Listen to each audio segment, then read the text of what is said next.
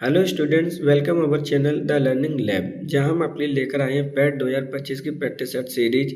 इस practice set series के अंतर्गत प्रत्येक प्रैक्टिस सेट पेपर में 50 क्वेश्चन जीएस के सम्मिलित किए गए हैं। ये जो 50 क्वेश्चन है आपके पैट 2025 का जो न्यू पैटर्न सिलेबस पे उस पर आधारित होंगे, जिसके अंतर्गत राजनीति, इतिहास, ज्योग्राफी, जनरल साइंस और उत्तर प्रदेश स्पेशल से संबंधित सभी क्वेश्चनों को इसके अंतर्गत मेंशन किया गया है। यह प्रैक्टिस सेट सीरीज आपकी आने वाले एग्जाम जो कि कंडक्ट कराया जाना है 6 से 7 सितंबर 2025 को, उसके लिए हेल्पफुल होगी। अगर आपको हमारा कंटेंट पसंद आता है तो वीडियो को लाइक और चैनल को सब्सक्राइब जरूर करें, जिससे कि आने वाली वीडियो का नोटिफिकेशन आपको प्राप्त हो सके। अगर आपको हमें कोई सजेशन देना है तो आप हमें कमेंट बॉक्स में सजेशन दे सकते हैं। तो चलिए देखते हैं आज के पहले प्रैक्टिस सेट पेपर का पहला क्वेश्चन। भारत में ब्रिटिश शासन का बड़े पैमाने पर विस्तार सहायक संधियों के माध्यम से हुआ, जो गवर्नर जनरल शासनकाल में शुरू की गई थी। Lord Warren Hastings, Lord Cornwallis, Lord Wellesley या लॉर्ड क्लाइव। तो देखिए डायरेक्ट क्वेश्चन में क्या पूछा गया है कि भारत में ब्रिटिश शासन का जो बड़े पैमाने पर विस्तार हुआ है, किन के माध्यम से हुआ? सहायक संधियों के माध्यम से हुआ। ये सहायक संधियाँ किनके शासनकाल में शुरू की गई थी, ये क्वेश्चन में आपसे पूछा गया है। तो सही आंसर होगा ऑप्शन नंबर 3, लॉर्ड वेलेजली। जबकि लॉर्ड कॉर्नवालिस भी आपके लिए इम्पोर्टेंट है, क्योंकि इनका शासनकाल आपका 1793 में आपकी एक स्थायी बंदोबस्त, जिसे हम परमानेंट सेटलमेंट कहते हैं, ज़मीन से रिलेटेड इन्होंने प्रबंध किए थे परमानेंट सेटलमेंट का। इनके लिए अक्सर करके क्वेश्चन आपसे पूछा जाता है, तो ध्यान रखिएगा। क्वेश्चन में पूछा गया था कि सहायक संधि के बारे में, तो सही आंसर होगा ऑप्शन नंबर 3। अगर क्वेश्चन में पूछा जाता परमानेंट सेटलमेंट के बारे में, तो सही आंसर होता ऑप्शन नंबर 2। तो यहाँ पर पूछा गया है सहायक संधि के बारे में, तो सही आंसर होगा ऑप्शन नंबर 3। किसने मगध की राजधानी राजगृह से पाटलिपुत्र स्थानांतरित की? बिंबिसार, चाणक्य, अशोक या फिर अजातशत्रु। तो देखिए यहाँ पे क्या पूछा गया है कि मगध के राजा की राजधानी राजगृह से पाटलिपुत्र किसने स्थानांतरित की थी? तो सही आंसर होगा ऑप्शन नंबर आपका 4, अजातशत्रु ने आपकी राजगृह से अपनी पाटलिपुत्र स्थानांतरित की थी राजधानी। अब पाटलिपुत्र किसकी राजधानी थी? तो मगध साम्राज्य की राजधानी थी। इस चीज़ को भी आप याद रखेंगे। वर्तमान में आपका पाटलिपुत्र कहाँ पर स्थित है? तो वर्तमान में जो आपका पटना जिला है आपका, एक बिहार की जहाँ की राजधानी है, उसे ही हम पाटलिपुत्र के नाम से पहले जानते थे। पाटलिपुत्र किस नदी के किनारे बसा हुआ है, या पटना किस नदी के किनारे बसा हुआ है? तो ये गंगा नदी के किनारे आपका बसा हुआ है। तो सही आंसर होगा ऑप्शन नंबर 4। निम्नलिखित में से कौन सा कथन सही है? देखिए, जब भी स्टेटमेंट वाले क्वेश्चन आए तो पहले आपको ये पता कर लेना है कि पूछा क्या जा रहा है।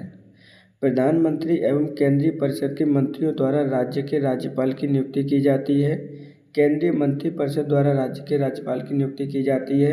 भारत के राष्ट्रपति द्वारा राज्यपाल की नियुक्ति की जाती है। राज्य के विधानसभा सदस्यों द्वारा राज्य के राज्यपाल की नियुक्ति की जाती है। क्वेश्चन में आपका स्टेटमेंट पूछा गया सही कौन सा है?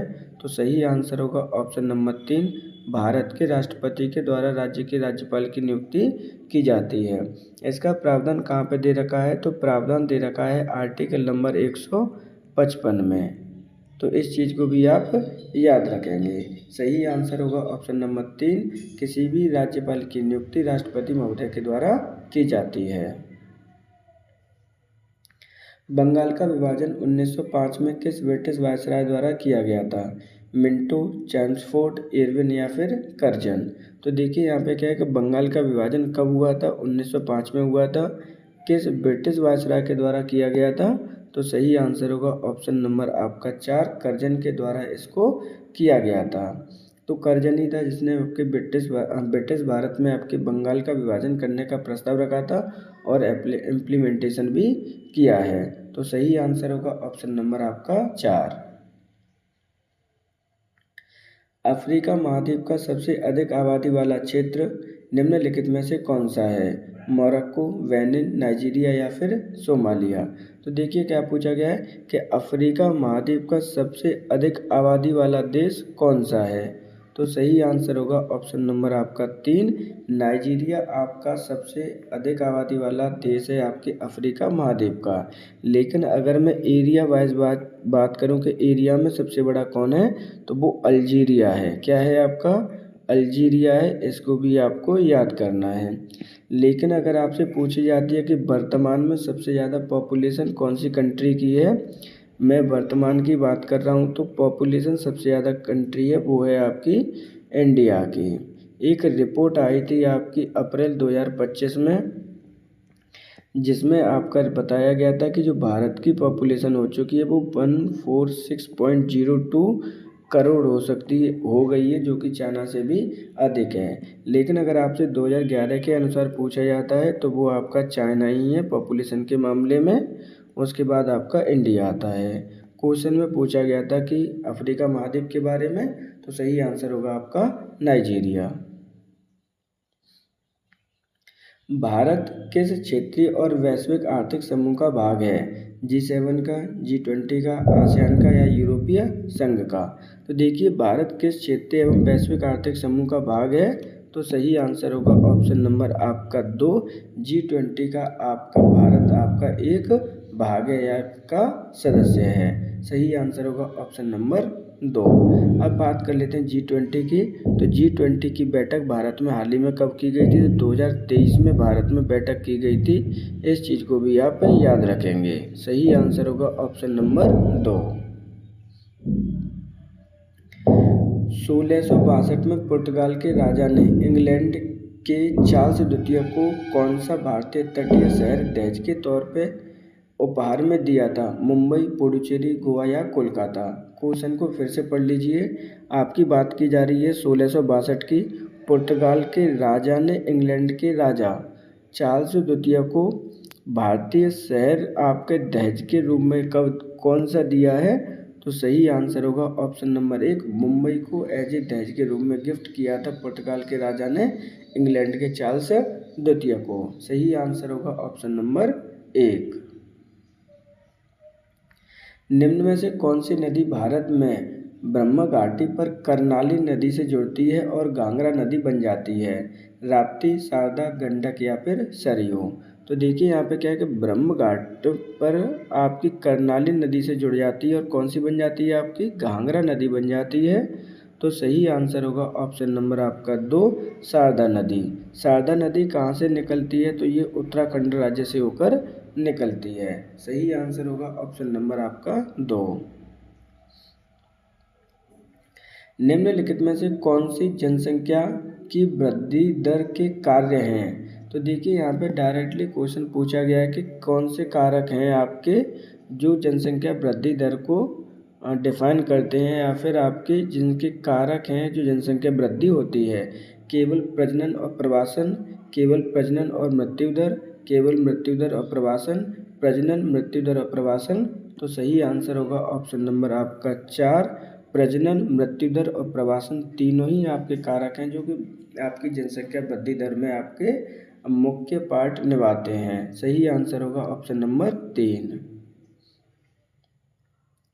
खेलो इंडिया गेम्स 2025 का आयोजन कहाँ किया गया? नई दिल्ली, मुंबई, जयपुर या फिर बेंगलुरु? तो देखिए, ये आपका करंट अफेयर से रिलेटेड क्वेश्चन है और स्पोर्ट्स से रिलेटेड है। खेलो इंडिया गेम्स 2025 का आयोजन कहाँ पे किया गया है? तो सही आंसर होगा ऑप्शन नंबर 1। 2025 में आयोजन आपका नई दिल्ली में किया गया है। ये कौन सा एडिशन है? तो ये आपका सेकंड एडिशन है 2025 में। जो इम्पोर्टेंट है, इसका मस्कट क्या है, जिसे हम शुभंकर कहते हैं? तो शुभंकर आपका है आपका उज्ज्वला। क्या है आपका? उज्ज्वला है। और उज्ज्वला आपका क्या है? एक स्पैरो है। तो इस चीज़ को भी आप याद रखेंगे। सही आंसर होगा ऑप्शन नंबर 1, नई दिल्ली। भारत की संसद द्वारा हिंदू विवाह अधिनियम कब लागू किया गया? 1950, 1957, 1955 या 1961? तो भारत की संसद के द्वारा हिंदू विवाह अधिनियम कब लागू किया गया?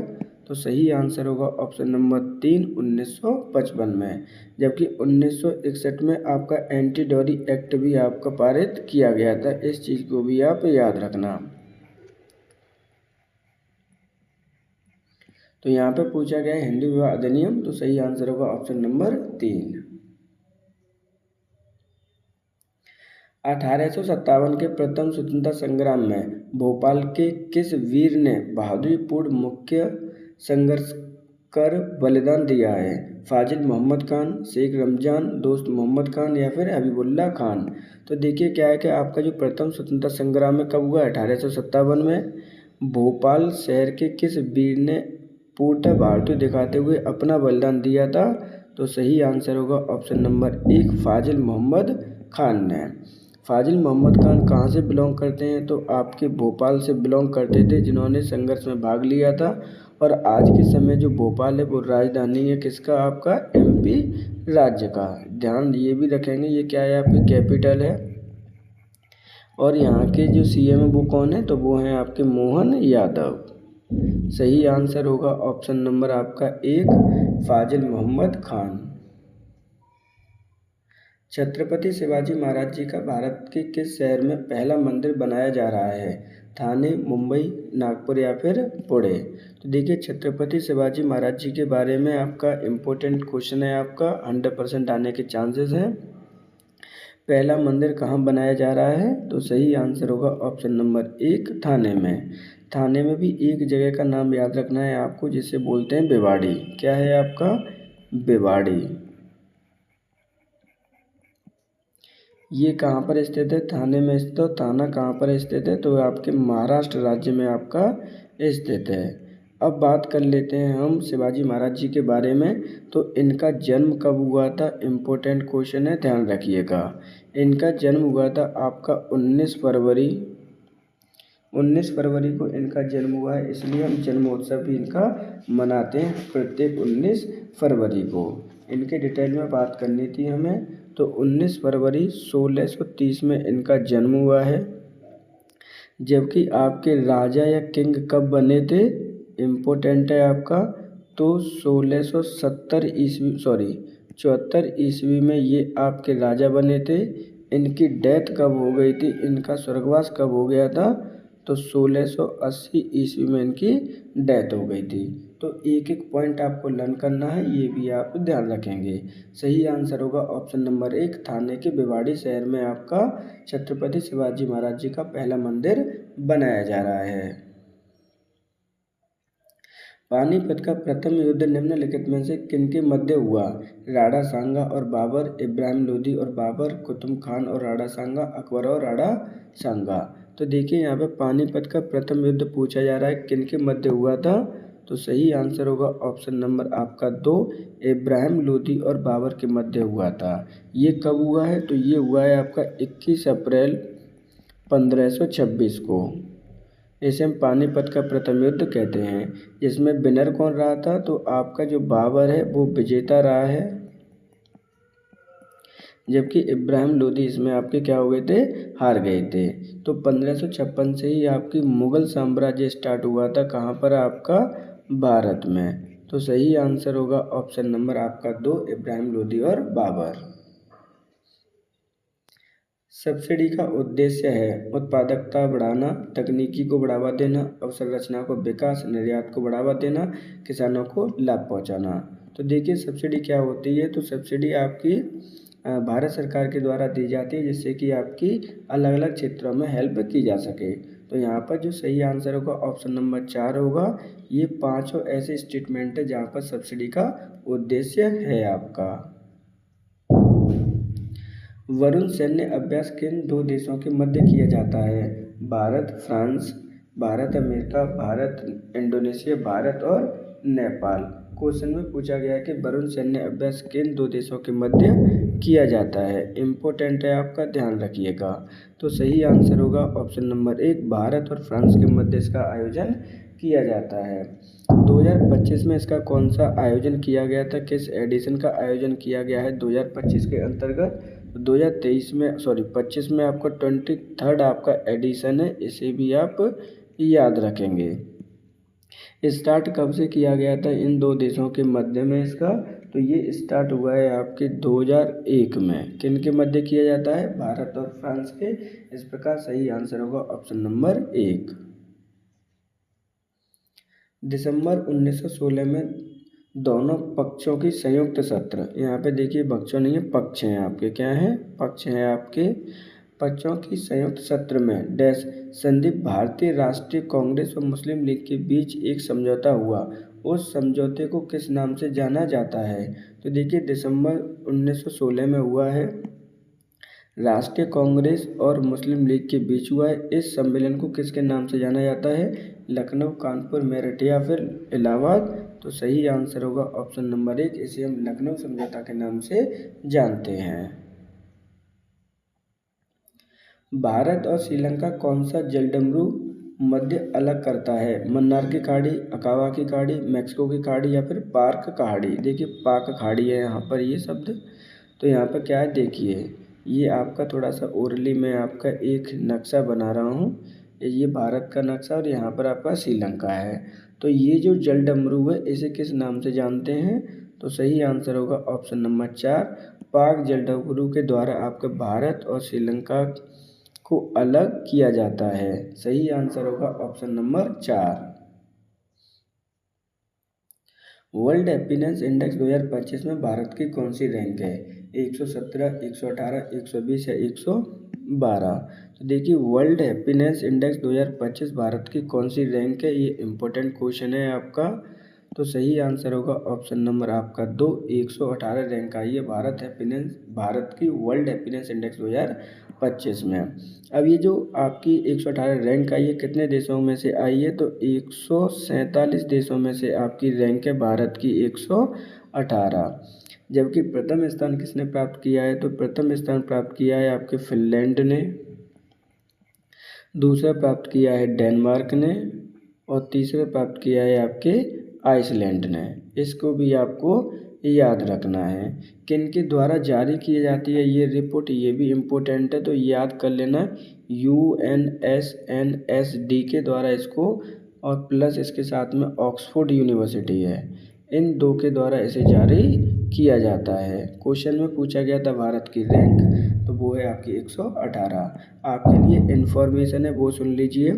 जिस तरह से आपके रैंक वाले हैं, यानी स्पेशल टॉपिक वाइज आपकी वीडियो आने वाली हैं, जैसे आपके इंडेक्सेस से संबंधित आपकी 2024 और 25 जितने भी इम्पोर्टेंट इंडेक्सेस हैं उससे संबंधित बहुत जल्द आपकी वीडियो अवेलेबल होगी। उसकी नोटिफिकेशन प्राप्त करने के लिए आप चैनल को सब्सक्राइब कर लीजिए, जिससे कि नोटिफिकेशन आपको प्राप्त हो सके।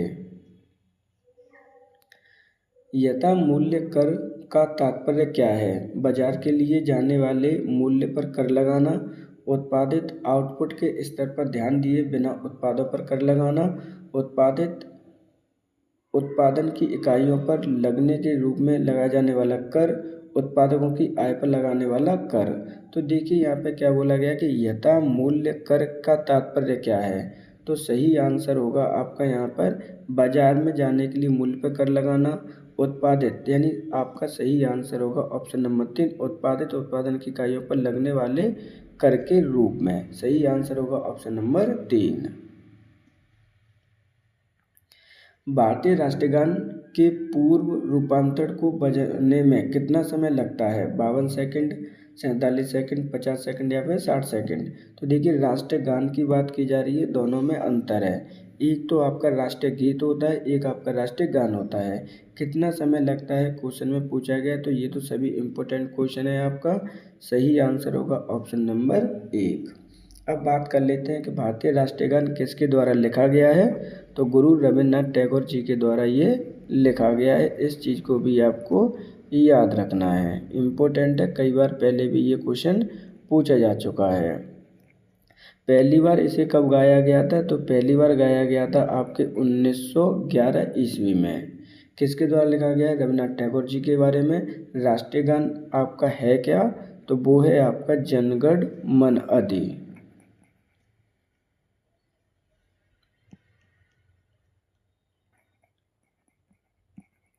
तो ये आपका राष्ट्रीय एंथम है, ध्यान रखिएगा। एंथम और सॉन्ग में दोनों में अंतर है। तो सही आंसर होगा ऑप्शन नंबर 1, 52 सेकंड में ये गाया जाता है। निम्नलिखित में से कौन सा स्टेटमेंट आपका सही है? जाकिर हुसैन भारत के पहले मुस्लिम राष्ट्रपति थे। मोहम्मद हिदायतुल्लाह भारत की पहली मुस्लिम राष्ट्रपति थे। फ़खरुद्दीन अली अहमद भारत के प्रथम मुस्लिम राष्ट्रपति थे। APJ अब्दुल कलाम भारत के पहले मुस्लिम राष्ट्रपति थे। तो देखिए क्वेश्चन में पूछा गया स्टेटमेंट कौन सा सही है, तो सही तो आंसर होगा ऑप्शन नंबर 1, जाकिर हुसैन भारत के पहले मुस्लिम राष्ट्रपति बने थे। पहले भारत के मुस्लिम राष्ट्रपति बने थे, लेकिन अगर मैं क्रम से बात करूं तो आपके ये क्रम में आपके थर्ड क्रम से बने थे, आपके क्रम में आपके थर्ड थे। जबकि पहले कौन थे आपके राजेंद्र प्रसाद, दूसरे सर्वपल्ली राधाकृष्णन, तीसरे थे आपके मोहम्मद जाकिर हुसैन। अब बात कर लेते हैं मोहम्मद हिदायतुल्लाह के बारे में। तो ये ऐसे व्यक्ति थे जो भारत के आपके जस्टिस भी रह चुके हैं, ये आपके उपराष्ट्रपति भी रह चुके हैं और ये आपके प्रेसिडेंट भी रह चुके हैं। ये तीनों ही रह चुके हैं मोहम्मद हिदायतुल्लाह। फ़खरुद्दीन अली अहमद को क्यों याद किया जाता है, क्योंकि इनके शासनकाल में ही 1975 में भारत में आपका राष्ट्रीय आपातकाल घोषित किया गया था। APJ अब्दुल कलाम भारत के पहले मुस्लिम राष्ट्रपति बने थे, जो कि आपके साइंटिस्ट थे। कौन थे आपके साइंटिस्ट थे, इनका कोई भी पॉलिटिकल बैकग्राउंड नहीं था। तो सही आंसर होगा ऑप्शन नंबर 1। क्वेश्चन में पूछा गया था कि भारत के पहले मुस्लिम राष्ट्रपति कौन थे, तो वो है आपके Mohammad Zakir Hussain. The circle of my life पुस्तक के लेखक कौन है, नरेंद्र मोदी, शशि थरूर, सुधा मूर्ति या फिर ट्विंकल खन्ना। तो देखिए the circle of my life पुस्तक के लेखक कौन है, क्वेश्चन में पूछा गया है। तो देखिए यहाँ पर लेखक या लेखिका कुछ भी लिखा हो, आपको आंसर से मतलब है। सही आंसर होगा ऑप्शन नंबर 3, सुधा मूर्ति। सुधा मूर्ति कौन है आपकी, तो आपने इन्फोसिस का नाम सुना ही होगा। इन्फोसिस के जो मालिक हैं आपके नारायण मूर्ति, कौन है आपके नारायण मूर्ति जी की पत्नी है आपकी, ध्यान रखिए, सुधा मूर्ति इनकी वाइफ है। और दूसरा भी आपको लर्न करना है, सुधा मूर्ति के ही दामाद हैं आपके ऋषि सुनक। कौन है आपके दामाद हैं आपके ऋषि सुनक, जो कि आपके UK के यानी यूनाइटेड किंगडम के कौन रह चुके हैं, प्रधानमंत्री रह चुके हैं। इस बात को भी आपको याद रखना है। तो सही आंसर होगा ऑप्शन नंबर 3, सुधा मूर्ति। संयुक्त राष्ट्र द्वारा मानवाधिकारों की सार्वभौमिक घोषणा को चिन्हित करने के लिए हर वर्ष किस तिथि को अंतर्राष्ट्रीय मानवाधिकार दिवस मनाया जाता है, 10 दिसंबर, 10 अक्टूबर, 10 दिसंबर या फिर 10 सितंबर। तो देखिए यहाँ पे क्या बोला गया, संयुक्त राष्ट्र के द्वारा मानवाधिकार सार्वभौमिक घोषणा को चिन्हित करने के लिए प्रत्येक वर्ष की तिथि को अंतर्राष्ट्रीय मानवाधिकार दिवस कब मनाया जाता है। तो सही आंसर होगा ऑप्शन नंबर 3, प्रत्येक 10 दिसंबर को आपका राष्ट्रीय मानवाधिकार दिवस मनाया जाता है। ये घोषणा किसने की थी, संयुक्त राष्ट्र ने। संयुक्त राष्ट्र की स्थापना कब की गई थी, तो इसकी स्थापना हुई थी आपकी 24 अक्टूबर 1945 में। तो सही आंसर होगा ऑप्शन नंबर 3। प्रसिद्ध संगीतकार अरविंद परीख किस संगीत वाद्य यंत्र के साथ जुड़े हुए हैं, तबला, शहनाई, सितार या फिर बांसुरी। तो देखिए प्रसिद्ध आपके संगीतकार हैं अरविंद परीख, किससे आपका इनका संबंध है, तो सही आंसर होगा ऑप्शन नंबर आपका 3, सितार वादक। अब कुछ फेमस आपके तबला वादक के नाम भी सुन लीजिए, जाकिर हुसैन, इनका नाम आपको लर्न करना ही करना है, क्योंकि अक्सर करके क्वेश्चन यहाँ से आपके पूछे जाते हैं। इसी तरह से आपके शहनाई वादक बिस्मिल्लाह खान, कौन थे आपके, बिस्मिल्लाह खान आपके सबसे ज़्यादा आपके फेमस हैं आपके शहनाई वादक। तो सही आंसर होगा ऑप्शन नंबर 3, क्वेश्चन में पूछा गया था अरविंद परीख के संबंध। मानचित्र में समुद्र की समान गहराइयों को जोड़ने वाली रेखाओं को क्या कहते हैं, आइसोनॉर्मल, आइसोगोनल, आइसोबाथ या आइसोहेप्स। तो देखिए यहाँ पे क्या बोला गया, समुद्र की समान गहराई को जोड़ने वाली रेखाओं को क्या कहा जाता है। इम्पोर्टेंट क्वेश्चन है, ध्यान रखिएगा। तो सही आंसर होगा ऑप्शन नंबर यहाँ पर 3, आइसोबाथ। क्या कहते हैं, सॉरी, आइसोहेप्स कहा जाता है, यानी हाइट से रिलेटेड है, गहराई से रिलेटेड है आपका। तो सही आंसर होगा ऑप्शन नंबर 4। विश्व मानवाधिकार दिवस कब मनाया जाता है? तो देखिए ये क्वेश्चन आपका रिपीट हो गया है, आप इस चीज़ को ध्यान से समझना। कब मनाया जाता है? 10 दिसंबर, 25 जनवरी, 24 अप्रैल या फिर 1 मई। तो सही आंसर होगा ऑप्शन नंबर 1, 10 दिसंबर को विश्व मानवाधिकार दिवस मनाया जाता है। जबकि अदर ऑप्शन भी देख लीजिए, एडिशनल इन्फॉर्मेशन है, इम्पोर्टेंट है आपका। आपका 25 जनवरी को हम क्या मनाते हैं? तो मतदाता दिवस मनाते हैं। क्या बताते हैं? मतदाता दिवस मनाते हैं, राष्ट्रीय मतदाता दिवस। इम्पोर्टेंट है, भारत में कई बार ये क्वेश्चन पूछा गया है एग्जाम्स में। 24 अप्रैल को क्या मनाते हैं? तो पंचायती राज दिवस मनाते हैं।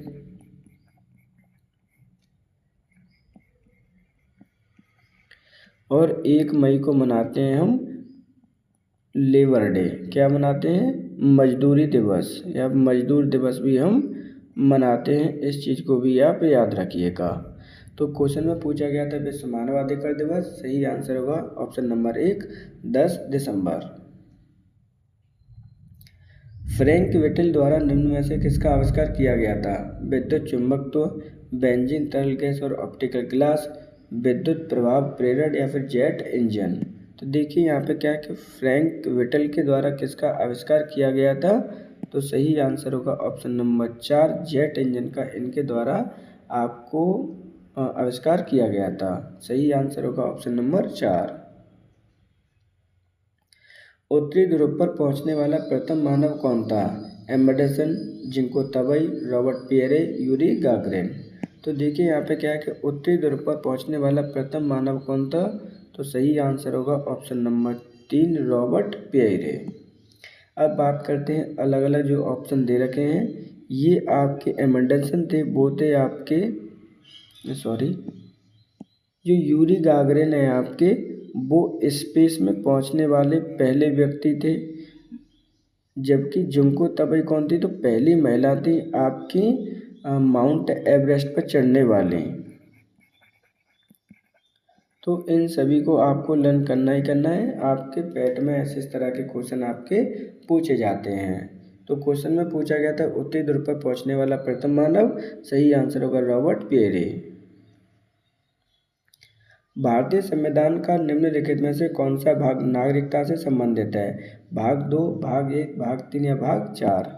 तो देखिए भारतीय संविधान में कौन सा भाग पूछा गया है जो नागरिकता से संबंधित है? तो सही आंसर होगा ऑप्शन नंबर आपका 1, भाग 2 आपका संबंधित है आपके नागरिकता से। अब यहाँ पे जो आर्टिकल भी आते हैं आपके, कि आर्टिकल कौन से संबंधित हैं? तो 5 से लेकर 11 नंबर के जो आर्टिकल है वो नागरिकता से संबंधित हैं। जबकि भाग नंबर 1 किससे संबंधित है? तो भाग नंबर 1 संबंधित है आपके भारत के क्षेत्र से। किससे संबंधित है? आपके भारत के क्षेत्र से। यानी भारत में कौन कौन से राज्य कहाँ कहाँ पर कितने कितने आते हैं। तो आर्टिकल नंबर 1 से 4 तक इसमें संबंधित है आपका। भाग नंबर 3 आपका संबंधित है मौलिक अधिकार से। किससे संबंधित है? आपका फंडामेंटल राइट, मौलिक अधिकारों से संबंधित है भाग नंबर 3। वो कौन कौन से आर्टिकल हैं? तो आर्टिकल नंबर 12 से लेकर 35 तक आपका जो संबंध है वो आपका भाग नंबर 3। भाग नंबर 4 आपका जो संबंधित है वो है आपका नीति निर्देशक तत्व, DPSI, क्या आपका डायरेक्टर प्रिंसिपल ऑफ DPI, नीति निर्देशक तत्व, आप हिंदी में ही कर लीजिए। नीति निर्देशक तत्वों से संबंधित है आपका भाग नंबर 4। कौन कौन से आर्टिकल हैं? तो आर्टिकल नंबर आपके 36 से लेकर 51 तक दे रखे हैं नीति निर्देशक तत्वों से संबंधित। तो क्वेश्चन सही आंसर पूछा गया था नागरिकता से संबंधित, सही आंसर होगा ऑप्शन नंबर 1, भाग नंबर 2।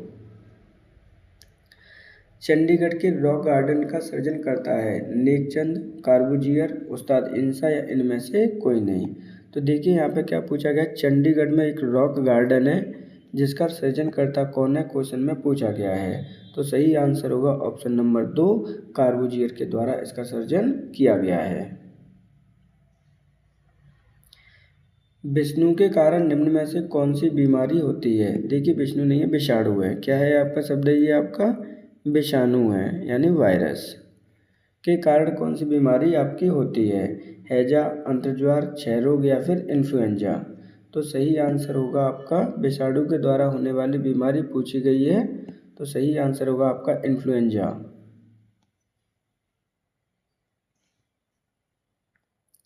भारत का पहला ऐसा कौन सा रेलवे स्टेशन है जो पूर्णतः महिला कर्मचारियों के द्वारा संचालित किया जा रहा है?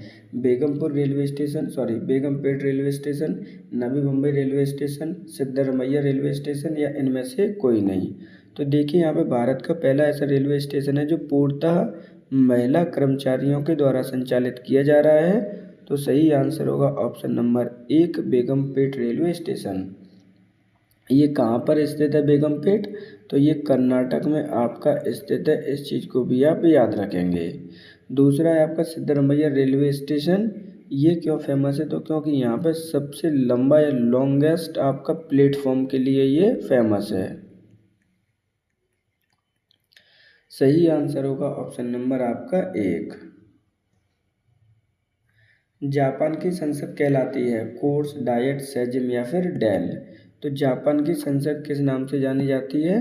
तो सही आंसर होगा ऑप्शन नंबर 2, डाइट। अब बात करते हैं जापान के बारे में। तो जापान की राजधानी है आपकी टोक्यो। ये कहाँ पर स्थित है? तो ये पैसिफिक ओशन में आपका स्थित है। इसकी जो संसद है जानी जाती है आपके डाइट के नाम से। सही आंसर होगा ऑप्शन नंबर 2। दांतों की बढ़ती छवि को देखने के लिए दंत चिकित्सक क्या हैं आपके? दंत चिकित्सक हैं आपके द्वारा किस दर्पण का उपयोग किया जाता है? अवतल दर्पण, उत्तल दर्पण, सादा दर्पण या बाइफोकल दर्पण? तो देखिए दांतों की छवि को देखने के लिए, बड़ी छवि को देखने के लिए दंत चिकित्सकों के द्वारा किस दर्पण का प्रयोग किया जाता है? तो सही आंसर होगा ऑप्शन नंबर 1, अवतल दर्पण का आपका प्रयोग किया जाता है। सही आंसर होगा ऑप्शन नंबर 1। फर्रुखाबाद में गंगा नदी के किनारे मुगल घाट का निर्माण किस बादशाह ने करवाया था? अकबर, शाहजहां, औरंगजेब या फिर जहांगीर? तो देखिए गंगा नदी के किनारे आपका बना है मुगल घाट। शहर है आपका फर्रुखाबाद, उत्तर प्रदेश का ही शहर है। किस बादशाह के द्वारा बनवाया गया, क्वेश्चन पूछा गया है। तो सही आंसर होगा ऑप्शन नंबर आपका 3, औरंगजेब के द्वारा इसको बनवाया गया। विक्रम और कल्पना क्या हैं? Anti tank missile, fighter jet, micro processor या फिर सुपर कंप्यूटर? तो देखिए ये करंट अफेयर से रिलेटेड क्वेश्चन है, साइंस एंड टेक्नोलॉजी का, इम्पोर्टेंट है आपका। तो सही आंसर होगा ऑप्शन नंबर 3। ये कल्पना और विक्रम क्या है आपके? माइक्रो प्रोसेसर है। अब ये micro processor high speed micro processor है। कैसे हैं आपके? हाई स्पीड माइक्रो प्रोसेसर हैं। अब बात करते हैं कि किसके द्वारा इनको निर्माण किया गया है। तो इनका निर्माण किया गया है इसरो के द्वारा। ये इम्पोर्टेंट है, ध्यान रखिएगा। अब बात कर लेते हैं इसरो की स्थापना कब की गई है। तो 1969 में स्थापना की गई है। इसकी हेड क्वार्टर कहाँ पर है? तो वो है हेड क्वार्टर आपका नई दिल्ली में।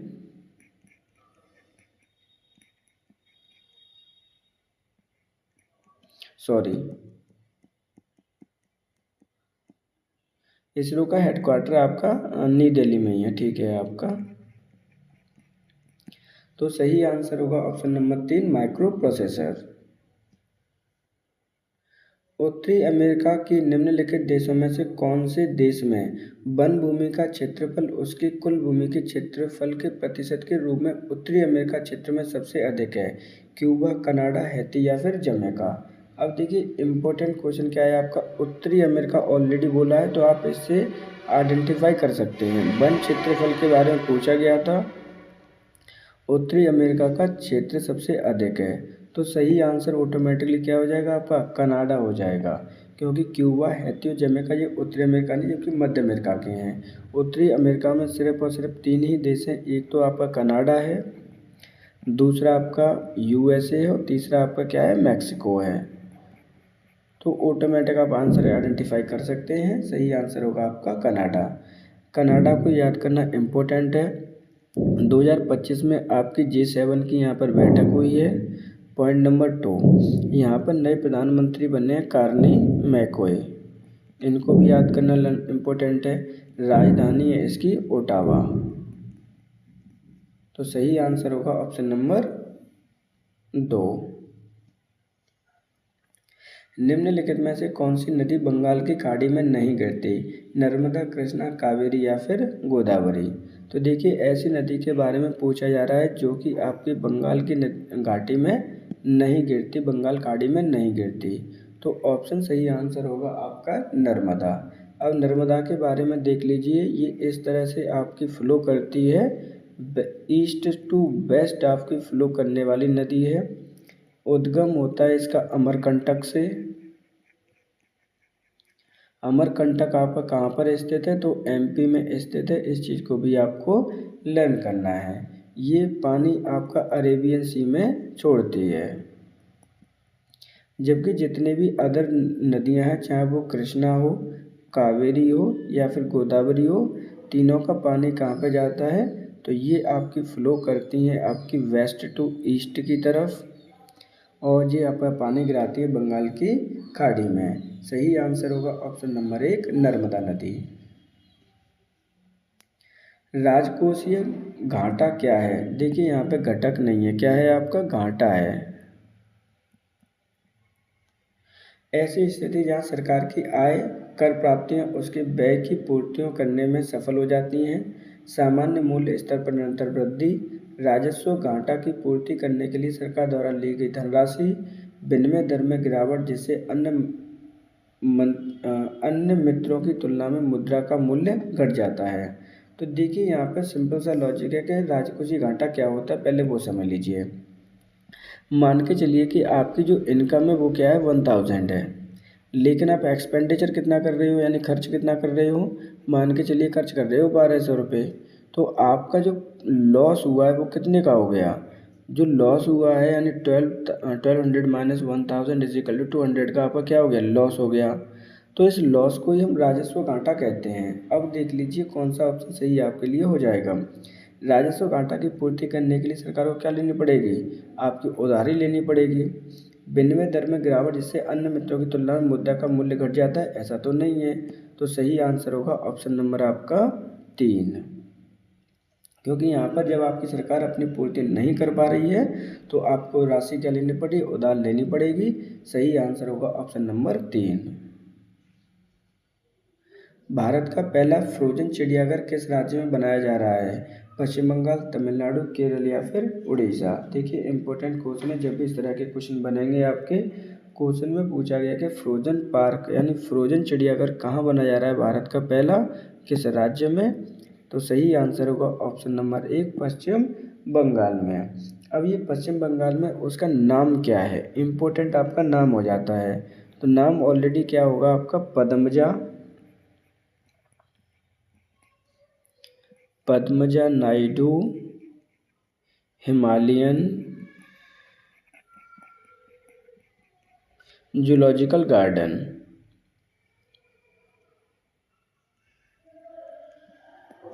तो ये भी आपका नाम से भी आ सकता है कि ये गार्डन कहाँ पर है, पश्चिम बंगाल में है, या फ्रोजन चिड़ियाघर के नाम से भी आ सकता है। सही आंसर होगा ऑप्शन नंबर 1 पश्चिम बंगाल। निम्नलिखित में से कौन सही मिलान है? तो देखिए यहाँ पे क्या पूछा गया है, इनमें से कौन सा सही है? अनुच्छेद 19 से संघ बनाने की अधिकार, अनुच्छेद 19 भी किसी को पैसे का अधिकार, पेशे का अधिकार है आपका। अनुच्छेद 19A भाषण और अभिव्यक्ति की स्वतंत्रता के अधिकार। 19G शांतिपूर्वक हथियारों के बिना इकट्ठा होने का अधिकार। तो सही आंसर है ऑप्शन नंबर यहाँ पे 3। 19A आपका कहता है भाषण और अभिव्यक्ति की स्वतंत्रता आपको प्रदान करता है। ये मौलिक अधिकार है जहाँ पर आपके फ्रीडम की बात की गई है। किसकी बात की गई है?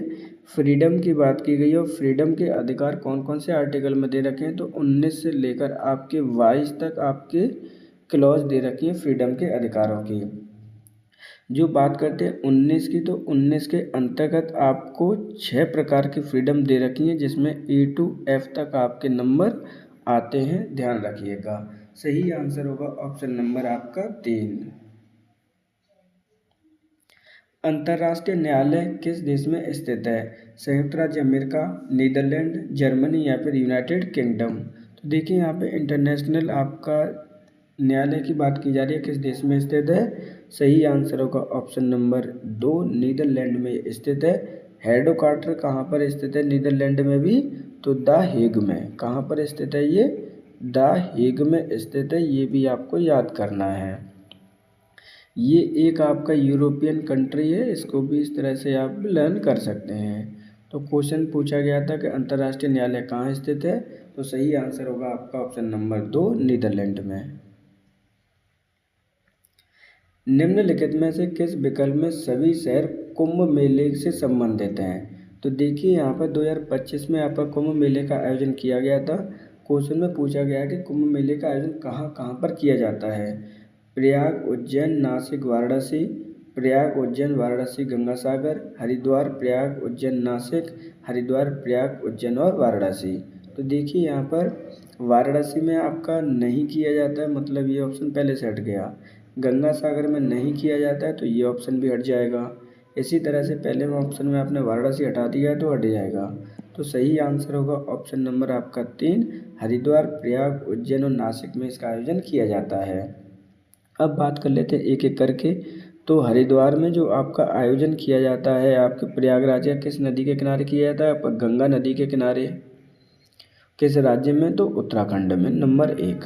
नंबर 2 आपका प्रयागराज है, 2025 में इसका आयोजन किया गया था, सभी को मोस्टली इम्पोर्टेंट लर्न भी करना है। तो ये आपका गंगा और यमुना नदी के संगम पर किया जाता है। कहाँ किया जाता है, आपका संगम नदी पर, उत्तर प्रदेश में। दूसरा आपका उज्जैन है, तो उज्जैन कहाँ पर स्थित है, तो उज्जैन आपका क्षिप्रा नदी के किनारे पर स्थित है। इसे भी आपको लर्न करना है, ध्यान रखिएगा। क्षिप्रा नदी है आपकी, स्थित है आपके मध्य प्रदेश में। आपका नेक्स्ट आपका नासिक है, नासिक स्थित है आपके गोदावरी नदी के किनारे पर। इम्पोर्टेंट क्वेश्चन है और ये स्थित है आपके महाराष्ट्र में। तो इन 4 राज्यों में आपका महाकुंभ का मेले का आयोजन किया जाता है। आपका हरिद्वार, प्रयाग, उज्जैन, नासिक, जो कि अलग अलग आपकी नदियों के किनारे स्थित हैं, गंगा, संगम, क्षिप्रा और गोदावरी। सही आंसर होगा ऑप्शन नंबर 3। विश्व जल दिवस कब मनाया जाता है, 22 फरवरी, 22 मार्च, 22 अप्रैल, 22 मई। देखिए मोस्ट इम्पोर्टेंट क्वेश्चन और कन्फ्यूजिंग सबसे ज़्यादा ये करता है। तो सही आंसर होगा ऑप्शन नंबर यहाँ पर 1, 22 मार्च को हम विश्व जल दिवस मनाते हैं। जबकि 22 अप्रैल को आपका पृथ्वी दिवस मनाया जाता है, अर्थ डे मनाया जाता है। इस चीज़ को भी आपको याद करना है। 22 मई को क्या किया जाता है, तो बायोडाइवर्सिटी डे मनाते हैं हम। विश्व जैव विविधता दिवस कहते हैं, बायोडाइवर्सिटी डे। तो इनको भी आपको लर्न करना है, अप्रैल को, मई को और मार्च को। क्वेश्चन पूछा गया था विश्व जल दिवस कब मनाते हैं, तो सही आंसर होगा आपका 22 मार्च। निम्नलिखित में से कौन सा देश राष्ट्रीय संघ का सदस्य नहीं बना, संयुक्त राष्ट्र अमेरिका, फ्रांस, इंग्लैंड या फिर चीन। तो देखिए यहाँ पर स्टार्टिंग की बात की जा रही है कि ऐसा कौन सा देश है जो राष्ट्रीय संघ का सदस्य नहीं बना। तो सही आंसर होगा ऑप्शन नंबर 1, संयुक्त राज्य अमेरिका। राष्ट्रीय संघ की स्थापना यूनाइटेड नेशंस की स्थापना कब की गई थी, तो ये की गई थी आपकी 24 अक्टूबर 1945 को। स्टार्टिंग में इसका आपका संयुक्त राष्ट्र आपका सदस्य नहीं बना था। सही आंसर होगा ऑप्शन नंबर 1। सियाचिन हिमनद स्थित है, काराकोरम श्रेणी, पीर पंजाल श्रेणी, कुमायूं गढ़वाल श्रेणी या फिर मध्य नेपाल। तो जो आपका सियाचिन स्थित है, कहाँ स्थित है, सही आंसर होगा ऑप्शन नंबर 1, काराकोरम श्रेणी में ये स्थित है। निम्नलिखित में से कौन सी जॉर्डन की राजधानी है, जर्क, सॉल्ट, हेरविट या फिर अम्मान। तो देखिए यहाँ पर क्या पूछा गया कि जॉर्डन की राजधानी आपसे पूछा गया है। सही आंसर होगा ऑप्शन नंबर आपका 4, अम्मान आपकी जॉर्डन की राजधानी है। ज्ञानपीठ पुरस्कार 2025 किसे प्रदान किया गया है, विनोद कुमार शुक्ला, मुनव्वर राणा, श्री राम कुमार या अरोड़ा आसमी। तो देखिए ज्ञानपीठ पुरस्कार साहित्य में दिए जाने वाला सबसे बड़ा पुरस्कार है। तो किसके दिया जाता है, आपका लिटरेचर के क्षेत्र में दिया जाता है, नंबर 1 पॉइंट। लिटरेचर का सबसे बड़ा आपका यानी सबसे ऊंचा फर्स्ट रैंक पर आपका पुरस्कार आता है, अर्थात क्वेश्चन पूछा गया है, ये ध्यान रखना। सबसे बड़ा पुरस्कार हिंदी साहित्य के लिए दिया जाता है आपका ज्ञानपीठ पुरस्कार। 2025 में किसे प्रदान किया गया है, तो सही आंसर है आपका ऑप्शन नंबर 1, विनोद कुमार शुक्ला को 2025 में आपका प्रदान किया गया है। सही आंसर होगा ऑप्शन नंबर 1। अमित जी को और जानवरों को खाद मिट्टी में परिवर्तित करने वाले सूक्ष्म जीवों को किस नाम से जाना जाता है? तो देखिए यहाँ पर क्वेश्चन को देख लीजिएगा। यहाँ पर क्या है कि मृत जीव है। क्या शब्द है आपका यहाँ पे? मृत जीव है आपका। और दूसरा यहाँ पर जो क्या है कि सूक्ष्म जीव है। क्या है आपका? सूक्ष्म जीवों के द्वारा प्रवर्तित किया जाता है उस प्रक्रिया को क्या कहते हैं, या करने वाले सूक्ष्म जीवों को क्या नाम दिया जाता है? जीवाणु, फंगस, प्रोटोजोआ या अपघटन करने वाले। तो सही आंसर होगा ऑप्शन नंबर 4, अपघटन करने वाले। तो इस प्रकार आज के हमारे 50 क्वेश्चन यहाँ पर सॉल्व किए गए हैं। आप सभी से रिक्वेस्ट है कि अगर आपके पास अगर आपको कोई सजेशन देना है तो आप हमें कमेंट बॉक्स में दे सकते हैं। आप सभी से रिक्वेस्ट है, जब आपका प्रैक्टिस पेपर ख़त्म होता है तो आपके 50 में से कितने क्वेश्चन आप सही कर पा रहे हैं, आप हमें कमेंट बॉक्स में लिखकर बता सकते हैं। साथ ही साथ जैसे ही आपका प्रीमियर पे वीडियो चलता है तो उसमें आप कमेंट बॉक्स में भी आप अपने आंसर को मेंशन कर सकते हैं। ऐसे स्टूडेंट जो आपके NTPC 12th लेवल ग्रेजुएट की तैयारी कर रहे हैं, जिनका एग्ज़ाम आपका अगस्त में स्टार्ट होना है, उन्हें प्रैक्टिस करनी है तो ऑलरेडी हमारे चैनल पर आपके आज समेत 18 प्रैक्टिस पेपर ऑलरेडी उपलब्ध है, जिसमें आपकी ओनली GS के बारे में बताया गया है। तो आप वहां पर जाकर उनको देख सकते हैं। आज के लिए इतना ही। Thank you for today.